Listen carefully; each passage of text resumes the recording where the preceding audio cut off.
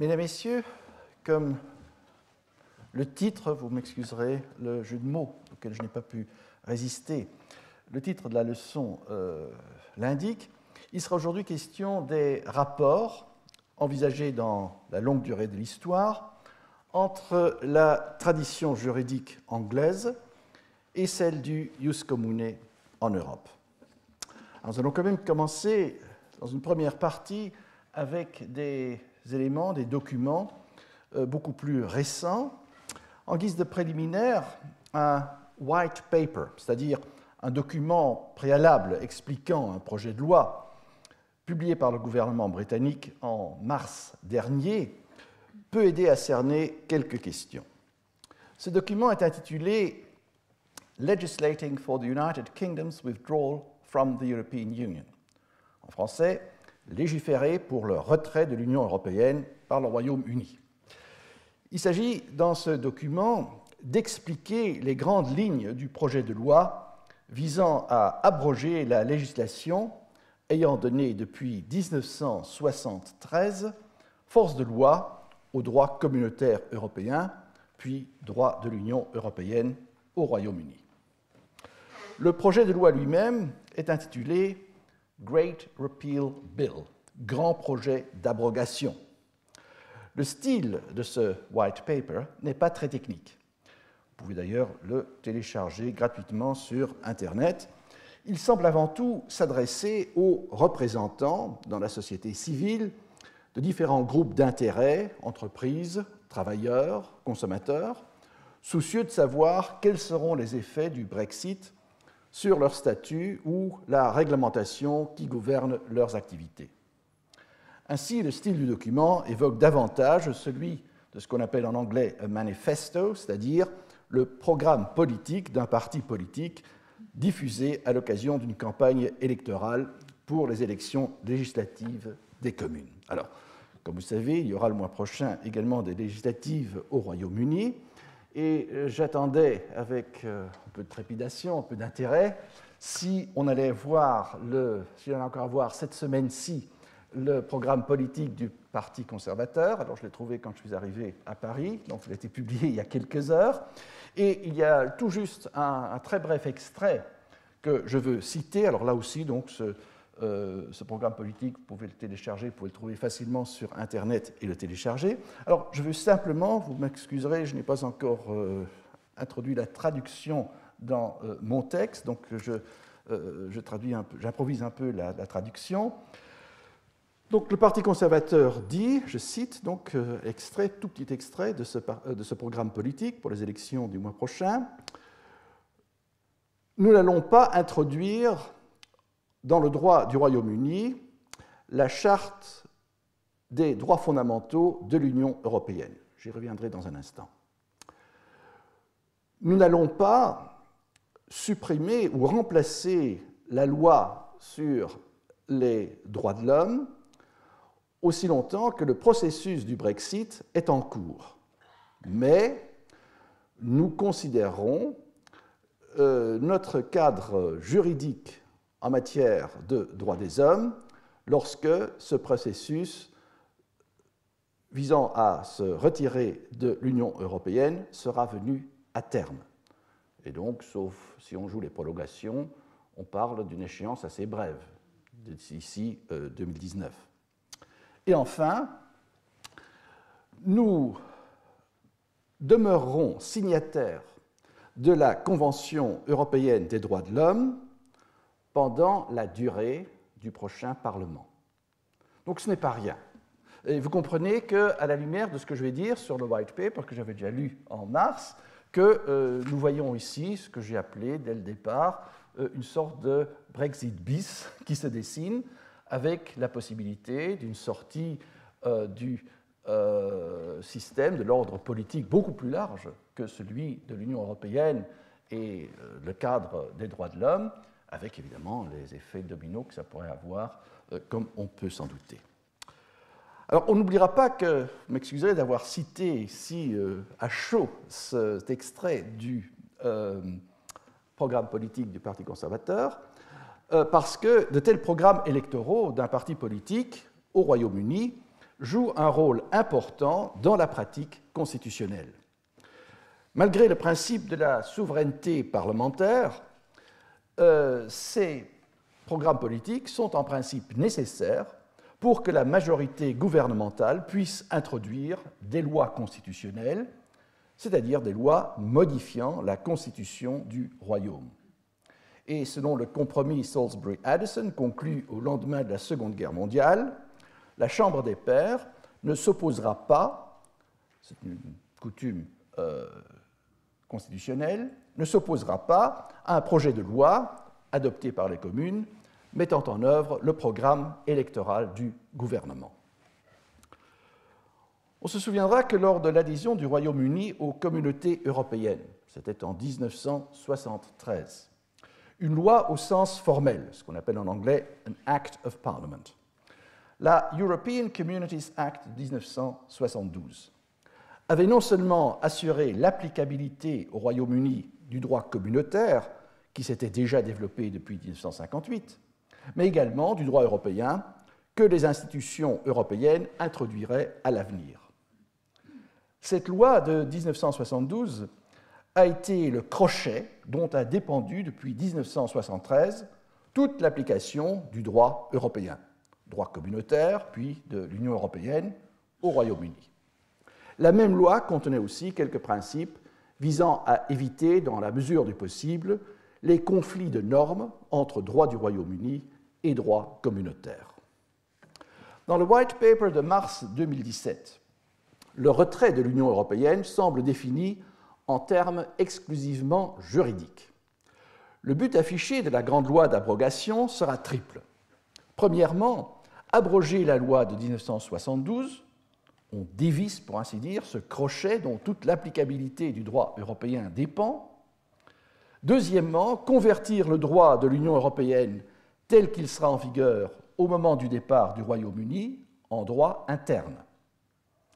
Et troisièmement, la loi sera aussi une loi d'habilitation accordant au gouvernement, et le cas échéant aux pouvoirs régionaux, des pouvoirs législatifs délégués, ce qu'on appelle en anglais secondary legislation, qui permettront au gouvernement d'assurer la masse de cette conversion du droit européen par l'équivalent d'ordonnance.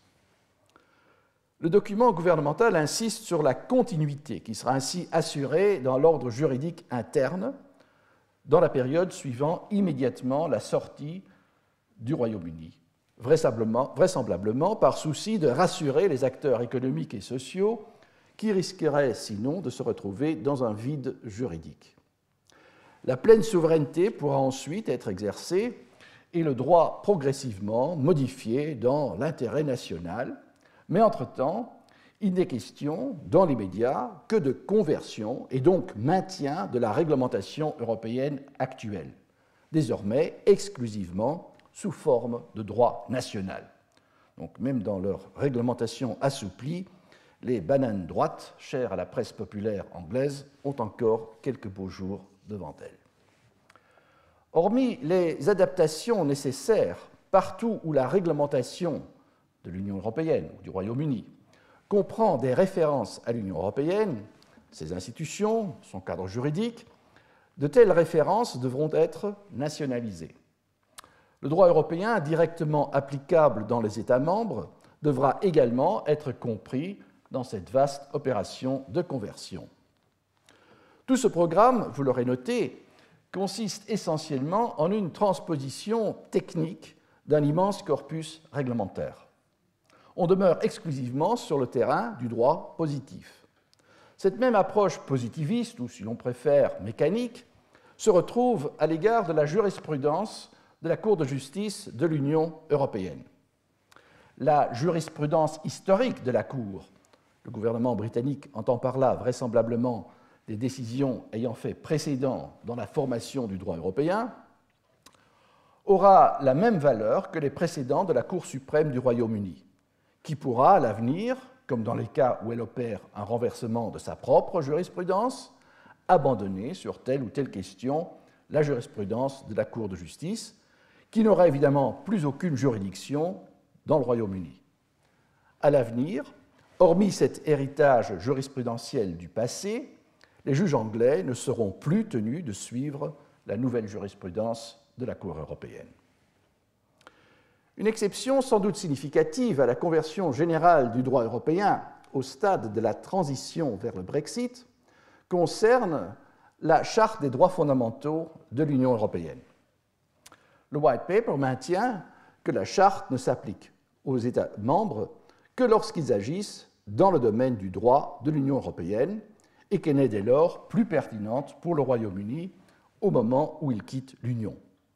Le gouvernement ne souhaite pas, affirme-t-il, que son action ou quelque législation nationale soit remise en cause pour non-respect de la Charte. Et cela explique donc aussi pourquoi l'un des éléments que je viens de citer du programme politique paru aujourd'hui insiste sur le fait que cette Charte ne sera pas introduite dans le droit du Royaume-Uni. Sans doute, le document gouvernemental prend la précaution de rappeler avec quelque insistance la tradition et l'engagement du Royaume-Uni en faveur des libertés et droits fondamentaux, et l'existence d'autres actes dans lesquels la plupart de ces droits fondamentaux sont repris et qui garderont leur validité dans l'ordre juridique du Royaume-Uni.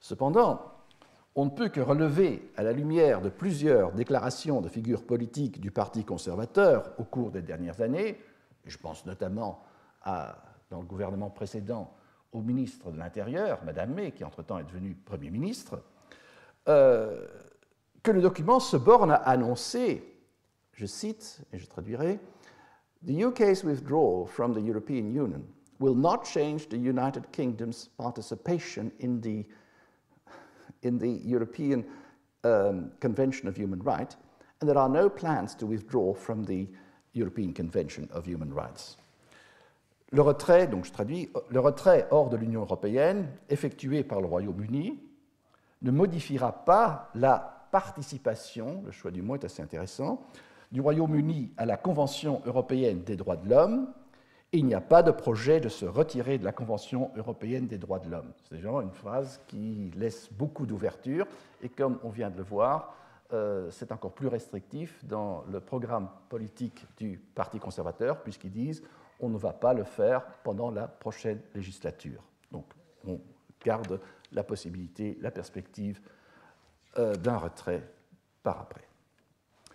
Strictement, cette affirmation ne semble garantir que l'intention de rester signataire de la Convention.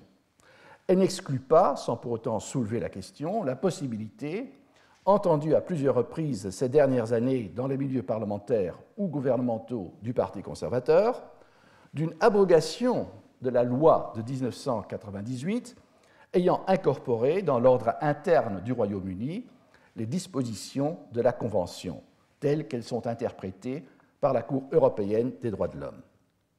Sans doute, le droit de la Convention ne relève pas directement de l'ordre juridique de l'Union européenne, mais plusieurs éléments, dont la Charte des droits fondamentaux, ont au cours des années renforcé les liens entre le droit issu de la Convention et le droit de l'Union européenne. L'idée d'une nouvelle Bill of Rights anglaise ou britannique, une idée qui a déjà une longue histoire, retrouve certes un regain d'intérêt dans cette perspective qui ne s'oriente pas nécessairement, mais plutôt en sens contraire, dans le sens d'une construction partagée, ne fût-ce qu'à l'échelle européenne, des droits de l'homme. Je laisse ici de côté d'autres aspects abordés dans le White Paper qui concernent principalement l'ordre interne du Royaume-Uni. La question des compétences régionales en conséquence de la politique de devolution entamée il y a près de 20 ans, qui implique que certaines conversions législatives du droit européen relèvent des pouvoirs régionaux. Et la question, très importante, des rapports entre l'exécutif et le Parlement. Celui-ci entendant maintenir son pouvoir de contrôle sur l'exercice de la législation déléguée, qui pourrait tenter le gouvernement, d'autant plus facilement que la masse de la réglementation est immense et le temps imparti pour la reconversion en droit interne très limité, à y renforcer des politiques et techniques de gouvernance lui permettant d'introduire des affranchissements divers de ce contrôle parlementaire. Le Brexit ne se résume évidemment pas à la seule grande loi d'abrogation. En filigrane, le White Paper annonce, sans les préciser, de nouvelles orientations politiques qui apporteront à l'avenir des modifications aux acquis européens existants et des développements législatifs et judiciaires qui ne seront plus conformes à ceux de l'Union européenne. Pour autant, même si l'on s'en tient au cadre juridique, la question demeure si, éventuellement, dans quelle mesure, les droits du Royaume-Uni, et particulièrement le droit anglais, garderont des éléments d'une culture juridique commune qui s'est développée au fil de la construction européenne pendant plus de 40 ans. Sans doute, malgré la pénétration des droits liés à cette construction européenne dans la plupart des domaines du droit et le poids accru de ces droits depuis une quarantaine d'années dans la formation universitaire des juristes, il ne faut pas surestimer le réflexe européen de la grande majorité des juristes dans la pratique, en Angleterre comme ailleurs, du moins dans la pratique principalement locale et quotidienne. Pourtant, il semblerait que plus on considère les grands bureaux d'avocats ou que l'on monte dans la hiérarchie judiciaire, plus on reconnaît une expertise des juristes dans les domaines affectés par le droit européen. À l'occasion des procédures devant la High Court et la Cour suprême visant à obliger le gouvernement britannique d'obtenir l'aval du Parlement pour déclencher la sortie de l'Union européenne en vertu de l'article 50 du traité de l'Union européenne, à l'automne et pendant l'hiver 2016-2017, on a vu la presse, et non seulement les tabloïds, lancer des attaques personnelles virulentes à l'égard des juges de ces cours. Certaines de ces publications, dans un esprit, semble-t-il, de récusation médiatique, insistaient sur les liens professionnels, académiques ou associatifs de ces juges avec des institutions ou établissements censés favorables à une intégration européenne. En tout cas, les publications juridiques professionnelles et la jurisprudence des dernières décennies permettent de mesurer combien les milieux des juristes universitaires et, dans les Inns of Court et cours supérieurs, les milieux judiciaires, ont progressivement assimilé le droit de l'Union européenne et de la Convention dans leur mode de raisonnement, tout en maintenant le cadre spécifique du droit anglais. Sans une politique de déseuropéanisation de ces segments, souvent des élites, des professions juridiques, il est difficile de concevoir, à moins d'un retournement idéologique abrupt, que la grande loi d'abrogation, à elle seule, puisse suffire pour se débarrasser rapidement de l'héritage d'une pensée juridique européenne qui s'est installée dans les esprits de ces juristes anglais.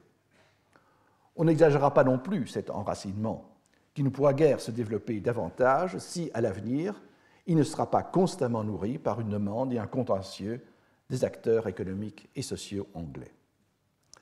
À brève échéance, le White Paper indique néanmoins quelques traits qui impliqueront au moins un certain degré de familiarité avec les modes de pensée juridiques européens.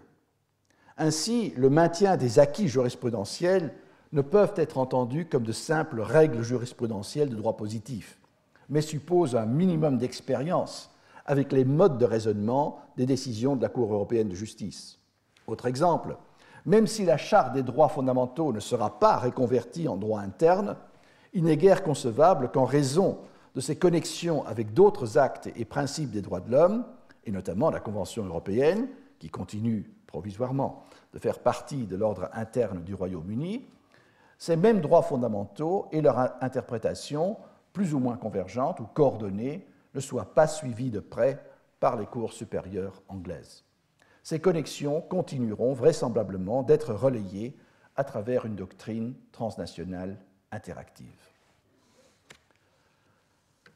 Un cas relativement récent peut illustrer cette interaction entre la tradition de la common law et la construction d'un droit européen, en l'occurrence de la Convention des droits de l'homme, puisque celle-ci continuera d'influencer le droit anglais au cours des prochaines années, en dépit des tentatives récurrentes de députés ultraconservateurs ces dernières années d'obtenir par voie législative que le Royaume-Uni sorte de la Convention européenne des droits de l'homme. Le jugement en question est celui de la House of Lords, en date du 20 octobre 2005, à cette époque encore la Cour suprême d'appel du Royaume-Uni. Dans l'affaire opposant Mme Naomi Campbell, mannequin professionnel et célébrité internationale, à MGN, la société d'édition du quotidien populaire Daily Mirror. Ce journal avait publié des articles illustrés de photographies de Mme Campbell prises subrepticement sur une cure de désintoxication d'usage de drogue qu'elle avait suivie. Mme Campbell intenta une action contre la maison d'édition pour violation de sa vie privée. En première instance, le juge estima l'action fondée, mais en raison notamment de déclarations publiques de la demanderesse, n'accorda des dommages-intérêts que d'un montant de 3 500 livres sterling. En appel, la Cour réforma le jugement de première instance et débouta Mme Campbell. Elle fit appel à la House of Lords, qui réforma l'arrêt de la Cour d'appel et rétablit le jugement de première instance. La House of Lords condamna aussi les défendeurs à payer les frais encourus par Mme Campbell à l'occasion des procédures devant la Cour d'appel et de la House of Lords. Les conseils de Mme Campbell soumirent des notes de frais, totalisant pour ces 3 instances plus d'1 million de livres sterling. Exactement, dans le jugement, 1 086 295 livres et 47 pence. La maison d'édition introduit un recours à la House of Lords. La question centrale de ce recours consistait à déterminer si le système de convention d'honoraires conditionnels, ce qu'on appelle en anglais Conditional Fee Agreement, en droit anglais, ne comportait pas d'incompatibilité avec l'article 10 de la Convention européenne des droits de l'homme garantissant la liberté d'expression. Mme Campbell, avant d'entamer la 3e instance de la procédure sur le fond devant la House of Lords, avait en effet été amenée à conclure une telle convention avec ses conseils. En vertu de la législation et réglementation anglaise sur les frais de procédure, une telle convention peut entraîner une majoration des frais d'honoraires ordinaires pouvant s'élever à 100%, c'est-à-dire doubler le montant. Et ces frais peuvent être imputés aux défendeurs perdants. Ainsi, dans cette affaire, les 3 notes d'honoraires de Mme Campbell s'élevaient à respectivement plus de 377 000 livres pour la première instance, 114 000 édits pour l'instance devant la Cour d'appel et, en incluant la majoration, à près de 600 000 livres pour la procédure en appel devant la House of Lords. Et on n'oubliera pas qu'en plus, les défendeurs, donc le quotidien, avaient à payer également les frais d'honoraires de leur propre conseil pour ces 3 instances.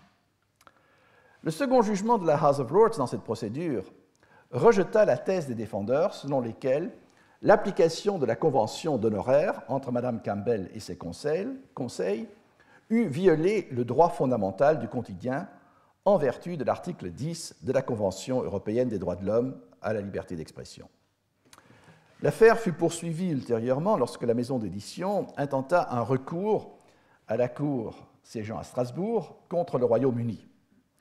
Alors cette Cour, donc la Cour européenne des droits de l'homme, en 2012, rejeta la plainte de la maison d'édition sur la question d'une violation de l'article 10 en conséquence de la décision que le quotidien avait violé le droit de la demanderesse à sa vie privée. En revanche, la Cour jugea qu'il y avait violation de l'article 10 en application du système d'honoraires payable uniquement en cas de succès de l'action en justice.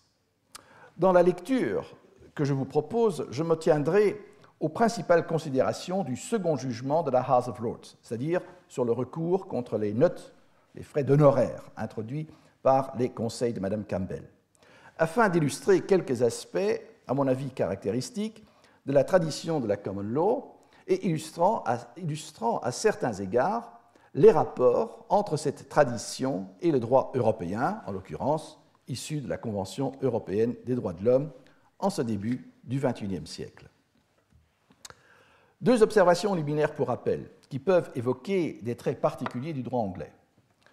Premièrement, même en soustrayant le montant de la majoration, le niveau élevé des honoraires pour une affaire dont les éléments de fait n'étaient pourtant pas d'une complexité excessive. En deuxième lieu, dans le milieu plutôt restreint des praticiens spécialisés dans le droit de la diffamation, tant du côté des groupes de presse que du côté des célébrités qui se prêtent fréquemment à de telles actions, on ne peut que spéculer, à défaut de transparence, sur les circonstances ayant permis de filtrer cette procédure jusqu'à la House of Lords, peut-être précisément afin que celle-ci puisse prendre position sur une question qui, de toute évidence, provoquait un malaise dans les milieux judiciaires anglais et évidemment parmi les groupes commerciaux contrôlant les médias. Mais le jugement de la House of Lords de 2005 permet aussi d'appréhender concrètement les rapports entre la tradition de la common law et la législation anglaise. Dans la tradition multiséculaire de la common law, les success fees, donc des honoraires uniquement dus en cas de victoire de la partie, étaient prohibés. Cette interdiction était fondée sur des principes touchant aussi bien à la bonne administration de la justice qu'à la déontologie des praticiens. La Cour a rappelé ce double fondement de l'interdiction en insistant sur l'élément sociétal et moral qui avait justifié l'approche de la common law. En 1979, un rapport d'une commission royale avait encore réaffirmé cette position. Pourtant, à peine une dizaine d'années plus tard, en 1990, Mme Thatcher était chef du gouvernement depuis près de 12 ans, une loi, en partie préconisée par la Law Society, l'association professionnelle des solicitors, renversa ce principe et admit dorénavant le principe d'honoraires conditionné par la réussite de l'action en justice. En 1999, une version amendée de cette législation ouvrit la voie aux conventions d'honoraires conditionnels dans les causes notamment de diffamation. Ce revirement législatif mettait fin à une très longue tradition de la common law, qui était en plus fondée sur des principes fondamentaux, à savoir éviter la tentation à laquelle était exposé le conseil de pousser son client trop facilement à une transaction en deçà de la valeur de l'action, afin d'assurer le recouvrement de ses propres honoraires, et d'autre part, la tentation d'un plaideur de poursuivre une cause sans vrai mérite, dans l'espoir d'y gagner quelques profits, sans risquer des frais de son côté. Quels furent donc les motifs du gouvernement et du législateur, conservateur dans un premier temps, New Labour sous Blair dans un second temps, pour abandonner ces principes de fond? Essentiellement, la volonté de réduire la charge croissante de l'assistance juridictionnelle ou assistance juridique en appliquant un principe économique, consistant, selon les termes de Lord Hoffman dans ce jugement, dans le contexte des dommages physiques causés à l'occasion d'accidents de la route, à transférer le financement de ce type de procédure de l'État aux défendeurs ayant perdu leur procès. Les considérations d'ordre économique sous-tendant ce raisonnement sont confirmées par les références aux forces du marché supposées réaliser un équilibre dans ce financement des honoraires judiciaires. Le principe de cette politique sanctionnée par le législateur n'est pas mis en cause par la House of Lords. En ce sens, le jugement offre une illustration frappante de la doctrine fondamentale de la souveraineté du Parlement, dont les lois constituent la norme suprême en droit anglais. Pourtant, la jurisprudence de la Cour européenne et les principes de la Convention des droits de l'homme permettent à la House of Lords d'entamer l'amorce d'une critique du système d'honoraires conditionnels, ou du moins de sa portée, tel qu'il avait été instauré en vertu de la loi. Deux opinions, c'est-à-dire des jugements concurrents mais distincts, de membres de la House of Lords, compris dans la décision de la Cour, reflètent deux approches ou stratégies de cette critique. Premièrement, dans le jugement de Lord Hoffman, qui affirme explicitement son adhésion au principe de politique économique justifiant l'autorisation législative des honoraires conditionnels. Le juge applique une technique qui n'est pas exceptionnelle dans les motivations des jugements des cours supérieures en Angleterre et que l'on pourrait comparer à celle d'une mise en abîme en littérature.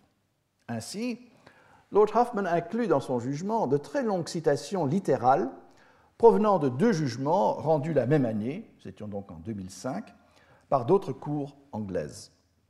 La première affaire concernait un jeune homme d'origine roumaine qui, après une carrière précoce de délinquant dans son pays d'origine et en Europe, avait atterri en Angleterre, où il commit plusieurs délits et fraudes en assumant une fausse identité, en se présentant sous un faux nom et comme étant mineur, alors qu'il avait déjà 19 ans au moment où il était entré sur le territoire du Royaume-Uni. un quotidien anglais avait discuté son cas. Le jeune délinquant, prévoyant des poursuites, quitta le territoire du Royaume-Uni, mais avait auparavant entamé une action en diffamation contre le quotidien grâce à une convention d'honoraires conditionnelle conclue avec un solicitor. L'action visait à obtenir des dommages-intérêts substantiels, y compris des dommages-intérêts exemplaires ou punitifs, parfois admis en droit anglais, dans les causes de diffamation. La stratégie du demandeur était évidente.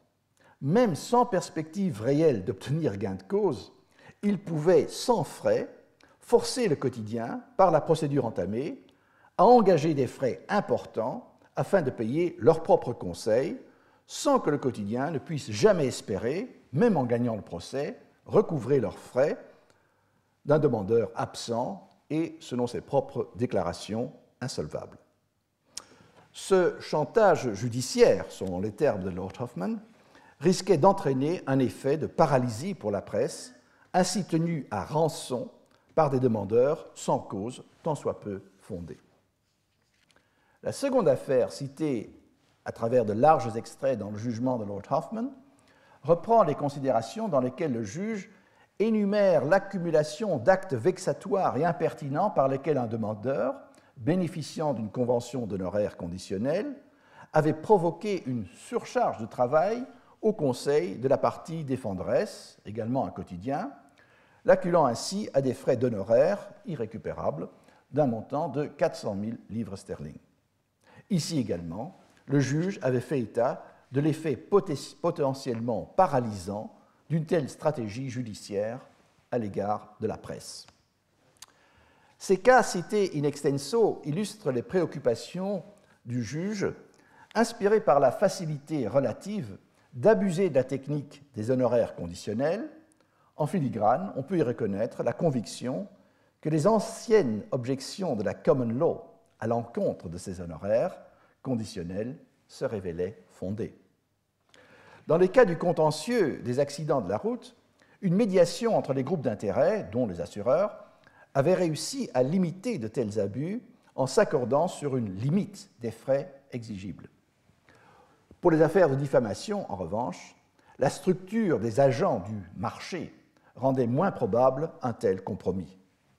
En conséquence, le but avoué de la législation, de faciliter l'accès à de véritables actions en diffamation, intendées par des parties aux moyens limités, pouvait être dévoyé et avoir un effet négatif sur la liberté garantie par l'article 10 de la Convention européenne des droits de l'homme. Lord Hoffmann terminait son jugement en suggérant qu'une intervention du législateur pourrait s'avérer nécessaire afin de mettre le droit anglais en conformité avec l'article 10 de la Convention. Lord Carswell, dans son propre jugement, dans la même cause de Mme Campbell, reprend les motifs qui avaient soutenu l'interdiction des honoraires conditionnels dans la common law. Le bouleversement du système depuis les lois de 1990 et 1999 et ses effets parfois indésirables à l'égard des défendeurs ayant succombé. Mais, comme Lord Hoffmann, il s'incline devant la logique de la politique législative, dont la légitimité ne serait pas et ne pourrait pas être mise en cause. Sans doute exprime-t-il plus fortement encore ses réserves sur la conclusion de la House of Lords, à laquelle il se voit contraint d'adhérer. Alors, je cite en traduction française, c'est le genre de motivation que je ne peux jamais m'imaginer dans une décision, dans un arrêt de la Cour de cassation française ou belge, où le juge écrit « Ma conclusion se doit dès lors être claire, mais je n'y parviens pas sans regret. Bien que je sois très peu convaincu de la sagesse ou de la justice du système de convention d'honoraires conditionnels tel qu'il est actuellement établi, ce système doit être accepté comme l'expression de la politique du législateur. Il n'a pas été démontré qu'il est incompatible avec la Convention. Donc, il est difficile de s'imaginer la Cour de cassation insérer un attendu, une motivation, on dirait, attendu que la Cour a regret sur la politique du législateur, etc. Donc c'est ce qui se passe ici. À son tour, Lord Carswell reprend la suggestion de Lord Hoffman, appelant de ses vœux une correction du système par le législateur. Cet exemple permet d'illustrer la portée réelle, mais néanmoins restreinte, du cadre juridique européen, même de la Convention des droits de l'homme, sur la culture juridique anglaise.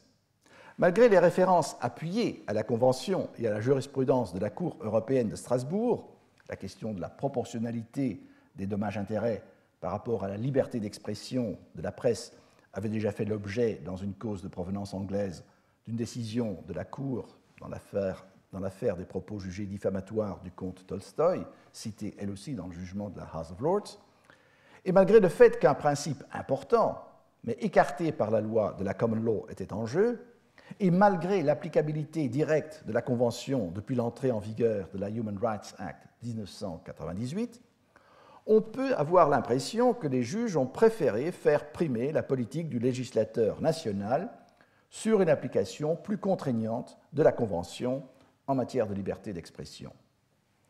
La Convention permet d'exercer une certaine pression sur l'examen de la licéité du système d'honoraires conditionnels, mais finalement, on peut se demander si, à défaut de la Convention, en sachant bien qu'un principe de due process of law serait de toute façon repris dans une Bill of Rights anglaise ou britannique, les juges de la Cour suprême ne seraient pas parvenus à une conclusion similaire. Les jugements cités de Lord Hoffman et de Lord Carswell seraient même concevables dans cet ordre d'idées en appliquant l'ancien principe interprétatif de la mischief rule pour dénoncer les iniquités que peut entraîner la réglementation des honoraires conditionnels, tout en évitant de renverser la legislative policy constitutionnellement sacro-sainte.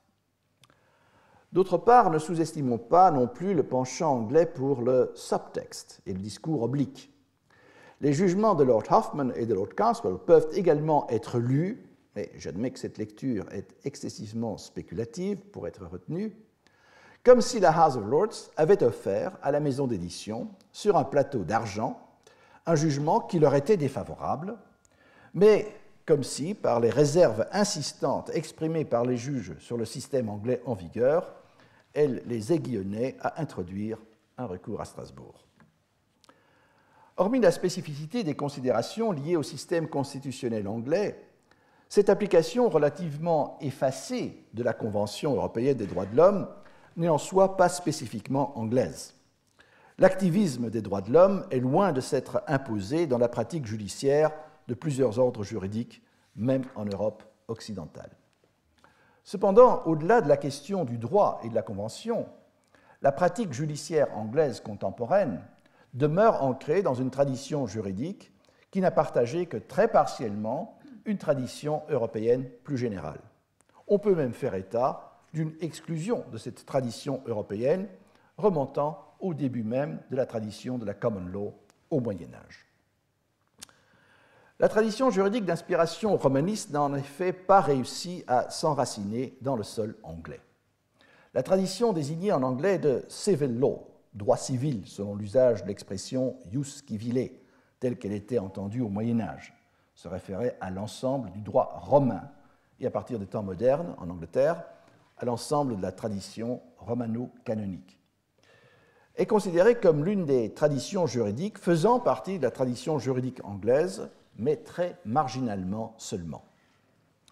Historiquement, trois traditions juridiques distinctes sont reconnues dans le droit anglais tel qu'il s'est développé du second Moyen Âge jusqu'au XIXe siècle.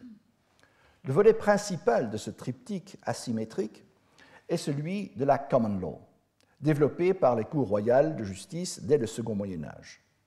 Un volet secondaire est le droit selon equity, développé par la cour de la chancellerie à partir de la fin du Moyen Âge. Enfin, la tradition romano-canonique, un volet nettement moins développé que les deux autres, s'est implanté en Angleterre dès le second Moyen Âge, sans avoir réussi à marquer la vie juridique comme dans la plupart des pays européens continentaux. Comme toujours, lorsqu'on parle de pluralité de traditions juridiques dans un même système, le développement de chacune des traditions dépendait de juridictions distinctes. Ainsi, on note une séparation assez stricte entre les cours royales des common lawyers, auxquels les civil lawyers n'ont pu accéder. À l'inverse, les common lawyers étaient largement absents des poches juridictionnelles occupées par les civil lawyers. Mais comme les cours de common law tranchaient les conflits de juridiction entre cours de common law et de civil law, l'essentiel du contentieux qui intéressait les common lawyers a à terme pu être soustrait à leurs concurrents romanistes. Quant au droit selon equity, il a à ses débuts été fortement marqué par la tradition du droit canonique. La notion d'equity semble même avoir été fortement tributaire de celle de l'equitas canonica, et les civil lawyers ont occupé à la cour de chancellerie pendant quelques générations une place importante, jusqu'au début du XVIIe siècle. Ensuite, les common lawyers ont repris l'equity en main, tout en maintenant sa spécificité, tant de droit substantiel que sa procédure. L'equity lawyer est, depuis les temps modernes et jusqu'à nos jours, un juriste de la common law spécialisé dans les matières gouvernées par les principes de l'equity law. Jusqu'au XIXe siècle, les juridictions anglaises étaient strictement liées par leur appartenance à un de ces volets juridiques. Les cours royales de common law ne pouvaient accueillir les voies ou accorder les moyens de réparation propres à l'equity law.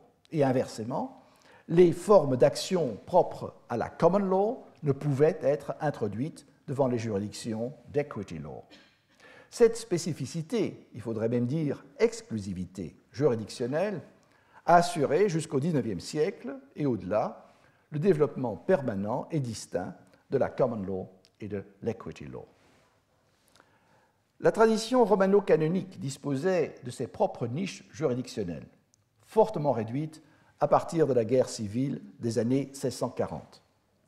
Parmi ces juridictions, les cours ecclésiastiques qui survécurent à la Réforme, mais désormais, et c'est encore le cas aujourd'hui, comme juridiction de l'Église anglicane, partant comme juridiction relevant du pouvoir de l'État.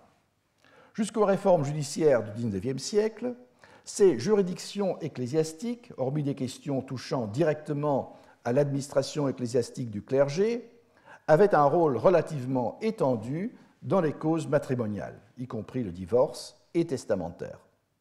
Parmi les juridictions séculières longtemps occupées par les juristes universitaires, on compte avant tout la Haute Cour de l'Amirauté, qui survécut jusqu'à la seconde moitié du XIXe siècle, principalement comme une juridiction de prise. D'autres cours, comme la Cour des requêtes, devint au XVIe siècle une cible des cours de common law, toujours à l'affût de juridictions concurrentes. Et elle disparut au cours des réformes liées à la guerre civile. Il en fut de même d'une juridiction mixte, où siégeaient des common lawyers et des civil lawyers, comme la Cour de la Chambre étoilée, dont la disparition au moment de la guerre civile est symbolique de l'effacement de la tradition romaniste en Angleterre dès le milieu du XVIIe siècle. L'importance de juridictions spécialisées pour la survie de traditions juridiques distinctes impliquait aussi que ces juridictions s'appuyaient sur des groupes socio-professionnels distincts. Les common lawyers étaient dès le Moyen Âge regroupés autour d'institutions spécifiques à Londres, les Inns of Court, dont certaines subsistent encore aujourd'hui. Les equity lawyers eurent longtemps leur propre Inns of Chancery, et les juristes universitaires avaient leur propre institution comparable à Londres qui s'appelait Doctors' Commons. La composition et le nombre de membres de chacune de ces institutions reflétaient le poids respectif de chacune des traditions, avec une prépondérance très nette pour celles abritant les common lawyers. En amont de leur adhésion à l'une de ces institutions londoniennes, proche des bâtiments où siégeaient les juridictions, les formations de leurs membres étaient pratiquement des vases clos. Le jeune aspirant common lawyer n'avait pas nécessairement étudié à l'université, et si cela avait été le cas, il avait eu soin d'éviter les études de droit. Il apprenait le métier par la pratique, en demeurant stagiaire auprès d'un praticien expérimenté, attaché à l'une des Inns of Court, jusqu'à ce qu'il fût jugé suffisamment formé pour être appelé au barreau. À certaines périodes de leur histoire, les Inns of Court ont d'ailleurs supplémenté cette formation sur le tas par des enseignements au sein même de leurs institutions sur des questions spécifiquement liées à la common law et sur des sujets régis par la législation. Mais, sauf exception, le common law n'avait jamais bénéficié d'une formation en droit romain, ni à l'université, ni dans son institution professionnelle. Certains professionnels de la common law ont pu faire preuve d'une connaissance de la tradition romano-canonique et disposer parfois de livres représentant ces traditions dans leur bibliothèque privée, mais il s'agissait d'initiatives particulières et dans l'ensemble sans impact important ou systématique sur leur pratique. Le civil lawyer était défini tel par sa formation à une faculté de droit. Jusqu'au début des temps modernes, l'étudiant anglais en droit avait pu entamer, comme ses compagnons continentaux, une peregrinatio academica dans diverses universités européennes, mais les universités d'Oxford et de Cambridge, les deux seules universités en Angleterre jusqu'au début du XIXe siècle, disposaient chacune, comme de nombreuses universités continentales, de deux facultés de droit avec leurs programmes distincts, l'une en droit romain, civil law, l'autre en droit canonique. L'influence avant la réforme de l'Église romaine en Angleterre explique l'importance des facultés de droit canonique. Celles-ci furent supprimées par Henri VIII en 1535.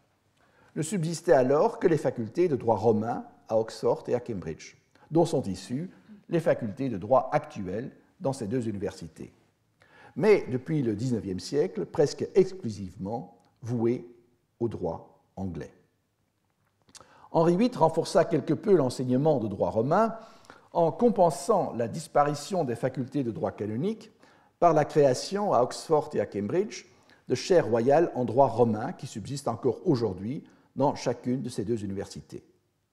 Malgré cela, le succès de ces facultés de droit romain au temps moderne fut restreint et leur importance déclina définitivement à partir de la guerre civile. Les débouchés ouverts aux diplômés en droit étaient restreints. Au Moyen Âge, ils pouvaient espérer atteindre des positions dans l'administration royale ou ecclésiastique. Jusqu'à la première moitié du XVIIe siècle, il était aussi d'usage de les employer dans la diplomatie. Mais ces postes étaient peu nombreux, et la pratique dans les cours royales leur était fermée. Ils ne pouvaient se replier que sur quelques niches juridictionnelles dont l'importance fut fortement diminuée au temps moderne, soit parce que ces juridictions furent abolies, j'en ai donné des exemples, soit parce que leurs compétences furent écornées. Au temps moderne, le diplômé en droit romain, quasi exclusivement des deux universités anglaises, était typiquement un membre de l'Église d'Angleterre dont la formation l'aidait à trouver une place dans ce qui restait de la gouvernance ecclésiastique. Quelques rares privilégiés faisaient carrière à la haute cour de l'amirauté, se spécialisant dans des causes de guerre maritime ou dans quelques poches résiduelles de droit commercial international que leur accordaient encore les cours de common law. À quelques rares exceptions près, les mondes intellectuels et socio-professionnels des common lawyers et des civil lawyers étaient entièrement séparés. Cette séparation est illustrée par l'évolution de la littérature juridique des deux traditions. À cet égard, le contraste avec la situation sur le continent européen au temps moderne est très fort. En France, par exemple, la littérature coutumière ou pratique qui s'est développée à partir de la fin du Moyen Âge accuse une influence parfois considérable de la littérature romaniste. Rien de tel en Angleterre. Les principaux ouvrages de la tradition juridique anglaise dès la fin du Moyen Âge, au XIIIe siècle, l'œuvre de Bracton indique encore comment les choses auraient pu prendre une toute autre tournure, davantage en phase avec les développements continentaux. Mais en toute grande majorité, les ouvrages issus de et orientés vers la pratique anglaise, les abridgments, les yearbooks, les reports, jusqu'au XVIIe siècle, le plus souvent rédigés en Law French, le langage juridique des praticiens de la common law, ne montrent presque aucune référence à la tradition du ius commune, ni même quelque familiarité avec les notions et principes de ce ius commune. Une exception tardive et tout à fait atypique est le traité sur le bailment anglais, rédigé par William Jones, publié en 1781, qui montre précisément ce qu'aurait pu être une littérature juridique de la common law, incorporant une science romaniste européenne. Mais ce traité n'est pas du tout représentatif de la littérature de la common law, ni au temps moderne, ni au siècle suivant. La littérature anglaise issue des Civil Lawyers s'est en revanche davantage efforcée de tenir compte de la tradition anglaise.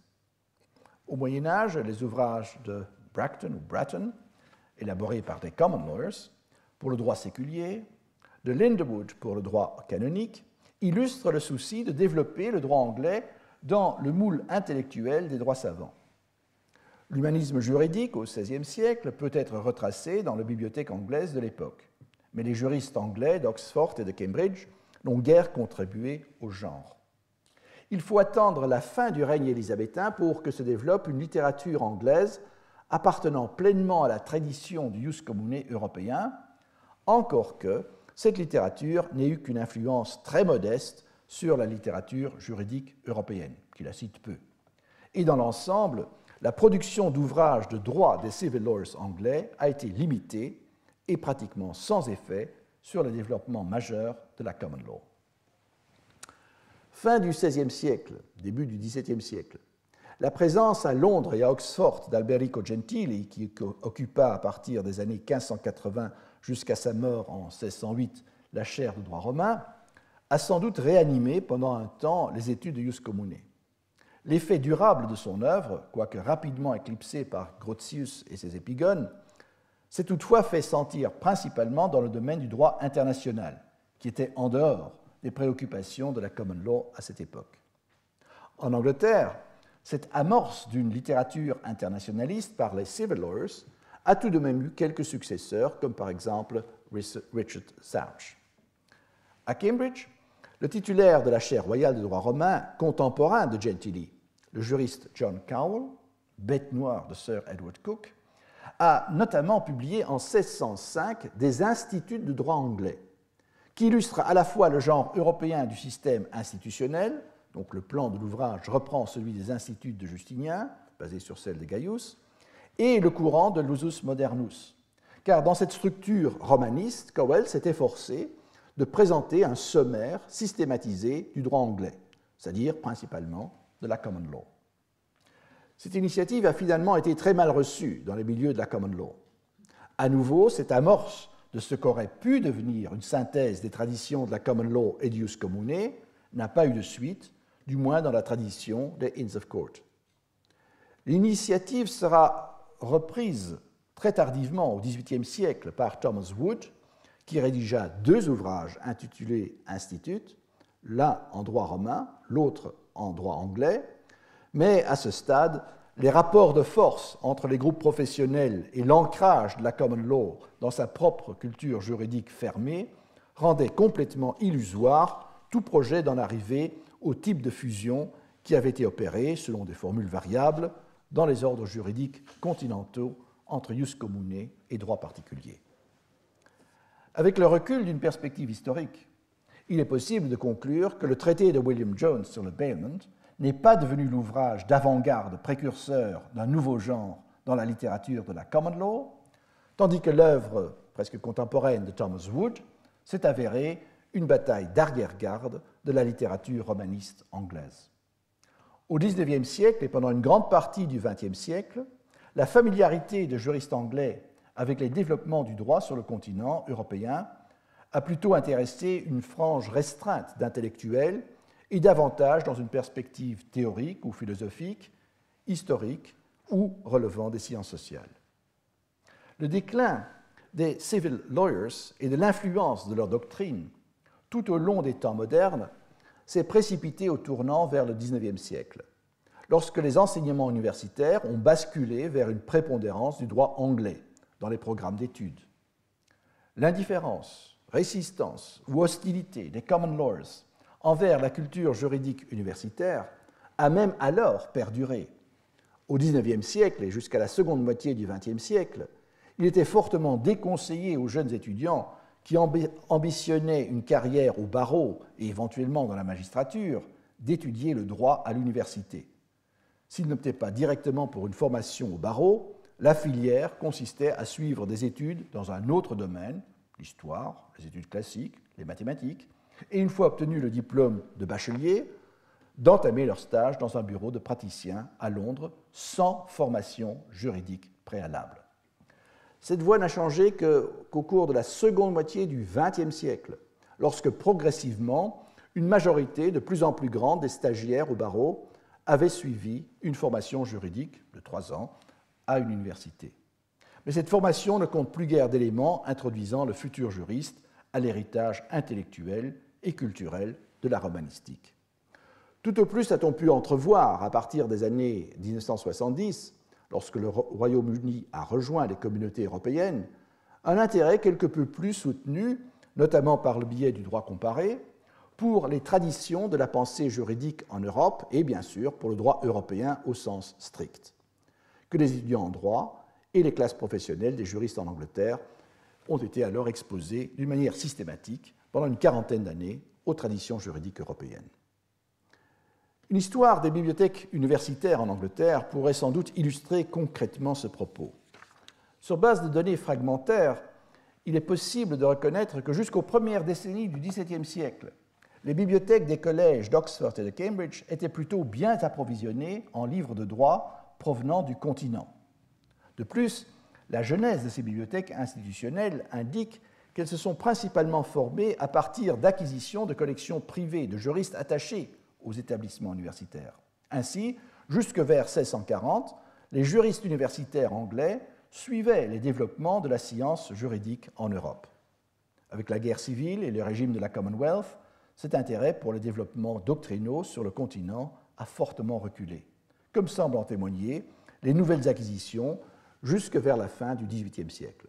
Ce furent apparemment surtout quelques grands ouvrages qui permirent de suivre les développements généraux de la science et de la doctrine juridique en Europe, sans impact majeur sur l'enseignement ou la pratique des civil lawyers. La common law s'est ainsi développée jusqu'à la fin du XXe siècle en faisant preuve, selon une image d'Épinal historiographique, d'une insularité croissante.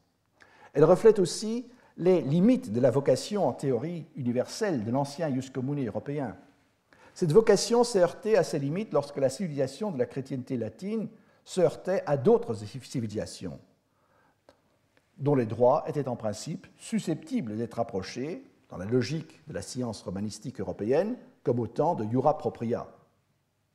Cependant, la littérature du jus commune ne comporte presque pas, dans son ensemble, de points de rattachement avec, par exemple, les droits des pays islamiques, malgré les différents rapports qui ont existé en Méditerranée ou dans d'autres régions limitrophes entre des acteurs des civilisations occidentales et musulmanes.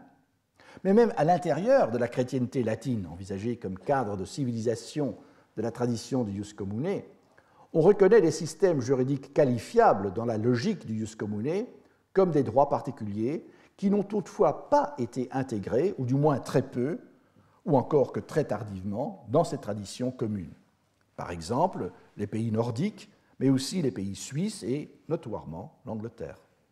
C'est sans doute cette résilience qui anime encore de nos jours une partie des acteurs politiques et juridiques anglais à vouloir se démarquer des courants de la politique et de la pensée juridique européenne. Enfin, on retiendra tout de même que ce bref aperçu n'est que très partiel et, en ce sens, un miroir en partie déformant. Comme je l'ai évoqué au cours de leçons précédentes, la science romanistique moderne a connu un repli relativement prononcé sur les matières qualifiées de droit privé.